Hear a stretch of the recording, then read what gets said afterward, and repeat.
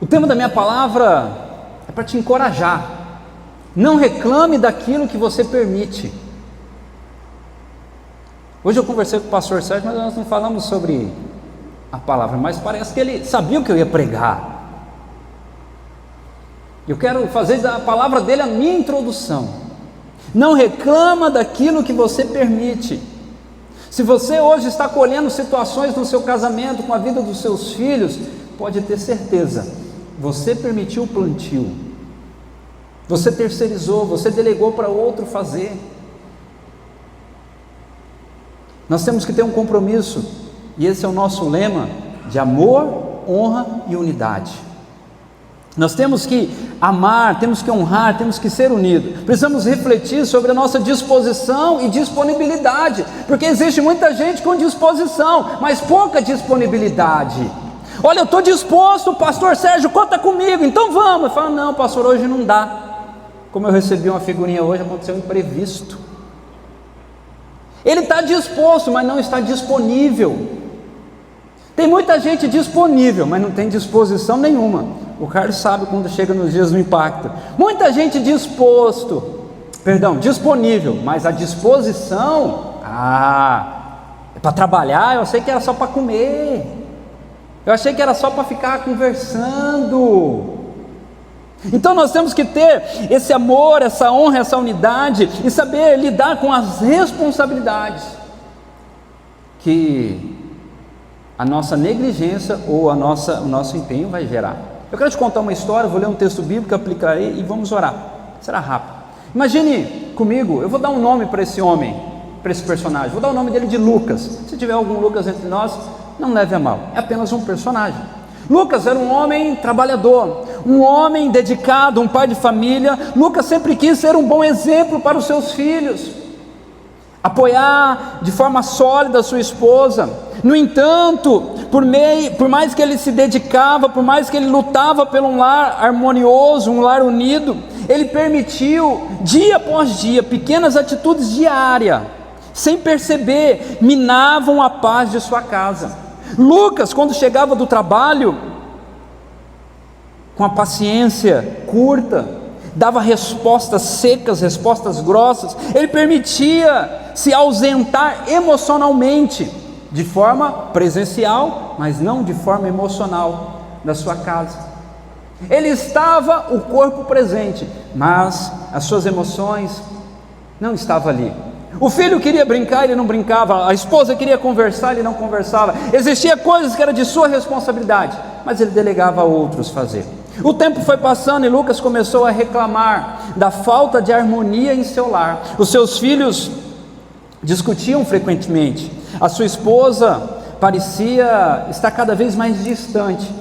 Em uma noite, então, Lucas sozinho na sala, ele começa a refletir sobre todas as coisas que estavam acontecendo e que ponto que a sua família havia chegado. Ele percebeu algo importante. Lucas percebeu que estava colhendo os frutos de sua permissividade diária. Pequenas permissões juntas criaram um grande abismo em seu lar. Essa percepção de Lucas mudou a vida dele. Ele decidiu então que não iria mais reclamar de algo que já estava acontecendo, de algo que ele havia permitido. Ele começou então a agir com amor, honrando cada membro de sua família, promovendo unidade em seu lar. Uma mudança não foi repentina, não foi rápida e não foi fácil, mas com o passar do tempo, com a sua disposição e disponibilidade para agir, a transformação do lar dele aconteceu.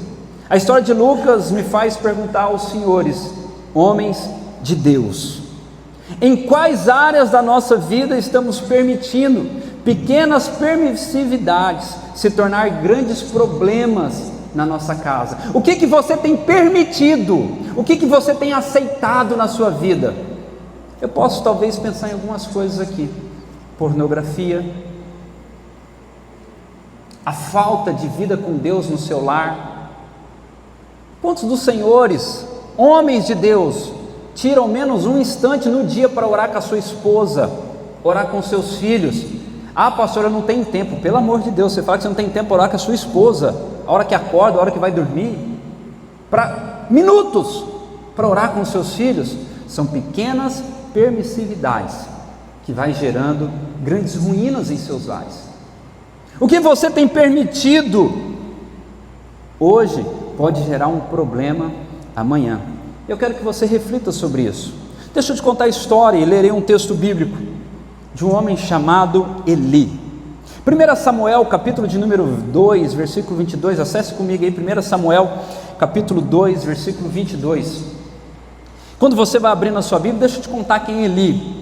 Eli era um sacerdote de Israel, sabia dos pecados dos seus filhos.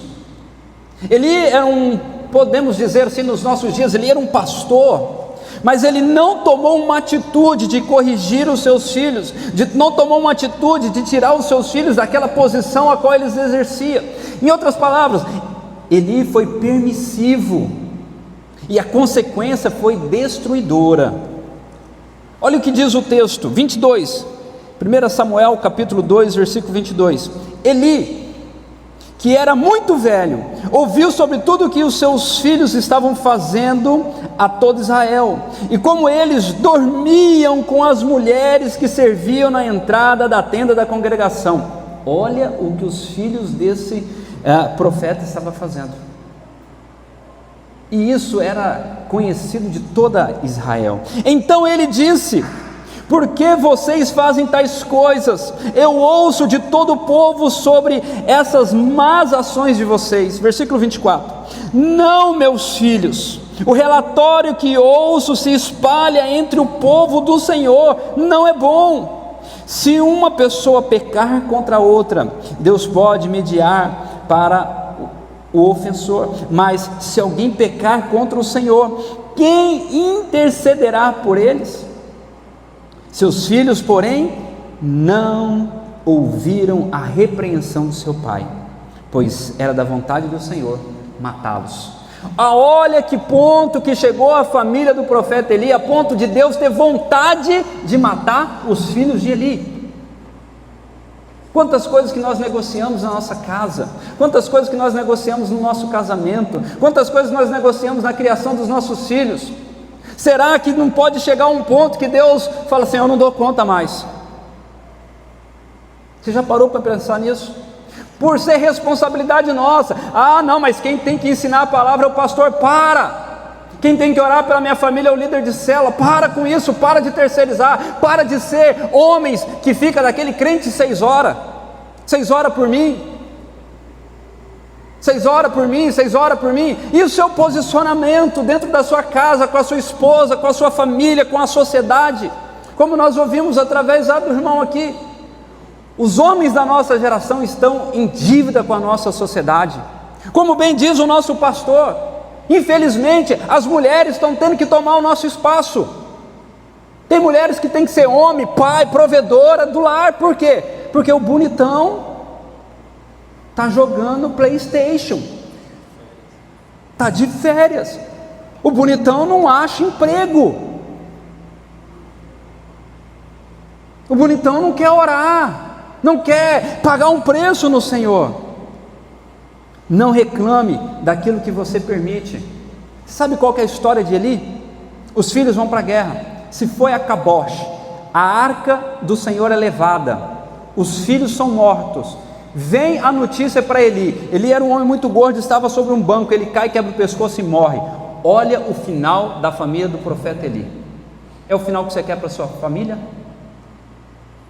Que é isso, pastor? Nós podemos fazer diferente. Nós podemos ser homens diferentes, a começar por mim, a começar por você, a começar pelo nosso posicionamento, primeiro diante de Deus, segundo diante da nossa família, terceiro diante da nossa sociedade. Somos especialistas em política, reclamamos dos políticos, reclamamos disso, daquilo outro, mas quanto tempo que a gente tira para orar? Orar pela nossa cidade, orar pelo nosso estado, orar pela nossa nação. Mas não é aquela oração de chamar gatinho, não, é se posicionar em oração, em intercessor, como homens, como valentes, como bem diz o pastor Sérgio. O Senhor tem levantado nesse tempo, e você faz parte desse exército, valentes do Senhor aqui nessa igreja, amém? homens posicionados, homens comprometidos com o Senhor, em prol da sua casa, em prol da sua igreja, em prol da sociedade. Aleluia! Nós precisamos nos posicionar, porque não adianta nós reclamarmos daquilo que nós permitimos. Não adianta você ficar reclamando daquilo que você permitiu. Muitas vezes nos queixamos daquilo que nós permitimos, muitas vezes deixamos passar comportamentos e aceitamos isso, porque no fundo sabemos que precisamos de tomar uma decisão, precisamos de mudar, mas nós não queremos. A pornografia antigamente era só na revista, hoje está na palma do seu celular, está na palma da sua mão, né? No seu celular. O que você vai fazer? Vai continuar permitindo? É verdade.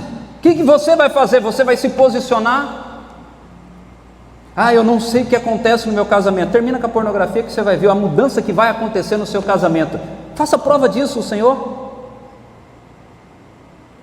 Ou você acha que não existe demônios que vão atuar na vida do casal?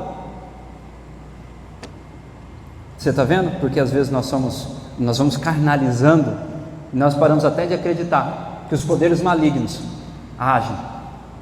Então, as consequências estão aí. Você vai querer colher ou você vai se posicionar? O Senhor nos convida a assumirmos a nossa responsabilidade de homens cristãos, homens comprometidos com Deus, com Deus.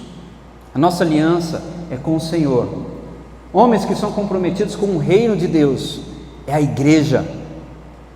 Não existe soldado avulso, e o legendário trata muito isso.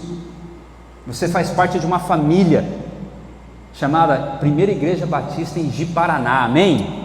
É uma família, isso é uma família, por isso que nós nos chamamos de irmãos, amém?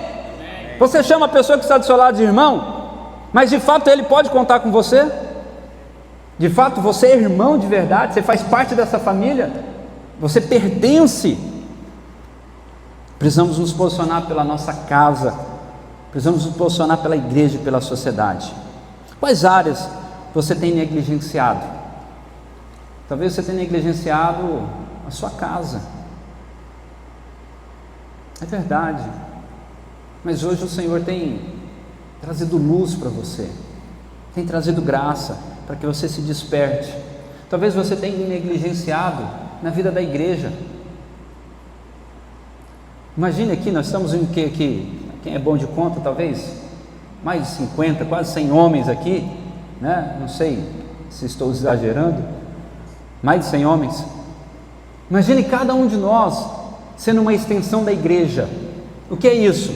Cada um de nós com um pequeno grupo, com uma célula, transformando a vida de outras pessoas. Você já imaginou isso? Cada um de nós influenciando pelo menos de 3 a 5 pessoas, você cuidando deles, você ministrando graça, ministrando poder, você ajudando, sendo de fato um irmão, um discipulador. Uau! Nós já chegaríamos aí em torno de 500 pessoas sendo impactada. Você precisa ser um instrumento de Deus, se posicionar na vida da igreja, a começar com as suas contribuições. Nós oramos ao Senhor, pedimos graça, favor, reclamamos de algumas pessoas que roubam o Estado, não apenas o Estado Rondônia, o Estado brasileiro, mas quando chegamos para com o Senhor, nós falamos: Senhor, né? E aí? Precisamos nos posicionar pela nossa cidade, pelo nosso Estado, pela nossa nação. Existe um tripé que permeia a vida de um legendário, que é ministrado sobre ele, que é o amor, a honra e a unidade. Eu sei que muitas pessoas falam Yahoo, mas não é Yahoo, é AU, amém? Como que é? AU, viu? Não é Yahoo. O que é AU? Amor.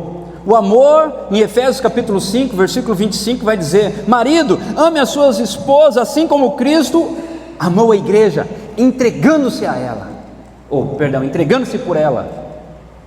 É amor. O amor, ele precisa ser entregue, é a sua vida. Amar vai além das palavras. Amar precisa ter ação, precisa ter entrega, é um compromisso, é um sacrifício. Eu te pergunto, você está disposto a amar diante dos desafios matrimoniais? Você está disposto a amar o seu irmão? Ah, pastor Marcos, você não conhece os irmãos que ficam em minha volta. Então, é amar além dos desafios. A falta de amor pode causar sérios problemas. Você já viu falar assim? Eu não amo mais. Não, na verdade você decidiu não querer amar mais. Você escolheu não amar mais. A segunda palavra é honra. Romanos capítulo de número 12, versículo 10. Amem uns aos outros com amor fraternal, preferindo dar honra aos outros mais do que a si mesmo. Eu vou ler de novo. Preferindo dar honra ao outro mais do que a si mesmo. Ah, mas nós gostamos de ser honrado, nós gostamos de ser lembrado, mas a honra está atrelada ao amor. Ninguém ama se não honra. Eu tenho uma frase e eu quero deixar ela no seu coração. Escute o que eu vou te dizer. Não existe honra silenciosa. A honra, ela é a manifestação do amor. Ela precisa ser palpável, audível, visível. Você quer honrar alguém? Faça algo, libere algo, ministre algo. Quantos estão entendendo? Diga amém. Porque a honra tem que ser maior ao outro. Não é uma invenção do pastor, não é uma invenção dos legendários, não, está na Bíblia, Romanos 12, verso 10. Ame uns aos outros com amor fraternal, preferindo dar honra aos outros mais do que a si mesmo. Honra é construir uma ação. Muitas vezes nós não queremos isso, nós gostamos só de ser honrado. O que você tem preferido? Dar honra ou ser honrado? O que você tem preferido? E a terceira palavra que forma esse tripé é a unidade. O Salmo 133, versículo 1 diz: como é bom e agradável quando os irmãos convivem em união. E como isso tem sido difícil ultimamente, né? União, unidade. Como que nós às vezes gostamos mais da divisão, do isolamento. A unidade não acontece por acaso, ela requer esforço. Você quer ter unidade no seu lar? Você precisa se esforçar, meu irmão. Você quer ter unidade com a sua esposa, com seus filhos? Vai demandar um esforço, inclusive sobrenatural da sua parte. Você quer ter unidade na vida da igreja? Irmãos, você acha que o irmão lá da sua cela é difícil porque você não me conhece? Você não sabe o tanto que eu sou difícil. Pergunta para minha esposa. Demanda um esforço. Para ter unidade nós precisamos nos esforçar. Esse esforço vai culminar numa disposição para servir. Como que você quer ter unidade se você não serve? E quem não serve, para nada serve. Quem não serve, para nada serve. E às vezes nós queremos ter unidade sem servir, sem honrar e sem amar. A sua falta de disposição está talvez minando o seu casamento, a sua família, está minando até mesmo a vida da igreja, porque você não quer servir, você não quer ter unidade. Por isso eu quero te convidar, esteja disposto, amém? Você está disposto para o Senhor? Amém. Te pergunta, mas você também está disponível? Amém. Disposto e disponível. Estar disposto é talvez como Neemias. Neemias no capítulo 2 ouviu um relato sobre os muros de Jerusalém. Os muros estavam fendidos, as portas estavam queimadas. No versículo 17 ele diz: então eu disse a eles, vocês veem a aflição em que estou, Jerusalém está em ruínas. A vida de homens em nossa volta está em ruínas. Famílias no nosso bairro, na nossa cidade, na rua da nossa casa, talvez a nossa família está em ruínas. Então eu tenho que ter disposição, eu tenho que estar disposto para, como Neemias, restaurar. No versículo 18 ele fala: vamos fazer uma boa obra, aleluia. Nós vamos restaurar os muros de Jerusalém. E assim ele foi, disposto. Agora, e estar disponível? Eu lembro muito de Isaías, capítulo 6, verso 8. O Senhor fala: em quem enviarei? Em quem há de ir por mim? O que Isaías falou? Eis-me aqui, envia-me a mim. Você pode dizer a mesma palavra hoje? Eis-me aqui, Senhor, envia-me a mim. O Senhor tem olhado para essa geração. Eu ouço muito homens dizer: o que vai ser dessa geração futura? Olha só. Hey, quem que está treinando a geração futura? De quem é a responsabilidade da geração futura? De ensinar? Minha e sua. Por isso que nós temos que estar disposto, por isso que nós temos que estar disponível. Eu quero te convidar, curva sua fonte agora, vamos orar ao Senhor. Fale com o Senhor diante dessa palavra que você ouviu. Você tem sido um homem de honra, você tem buscado a unidade, vivido o amor, você tem sido um homem que está disposto, mas que também está disponível. Eu quero que você nesse instante ore ao Senhor agora e responda essa pergunta em teu espírito: quais áreas da sua vida você está permitindo que pequenas permissividades se tornem grandes problemas? Qual é a área? Talvez é a sua área profissional, talvez é a área familiar, talvez é na área espiritual, talvez é coisas que você precisa hoje se posicionar e dar um fim nisso. Ore ao Senhor, ouça a voz dele no seu espírito, deixa o Espírito ministrar sobre você. Uma vez que você sabe a área, uma vez que você sabe o que você tem permitido, você precisa tomar uma decisão. Eu quero te convidar nessa noite a você tomar uma decisão em nome de Jesus. Senhor, eu oro pela vida desses homens, ó Pai. Eu intercedo pela vida de cada um desses homens. Senhor, eu peço que em nome de Jesus eles possam se posicionar hoje no Senhor, se posicionar pela sua família, se posicionar pela igreja, se posicionar pela sociedade.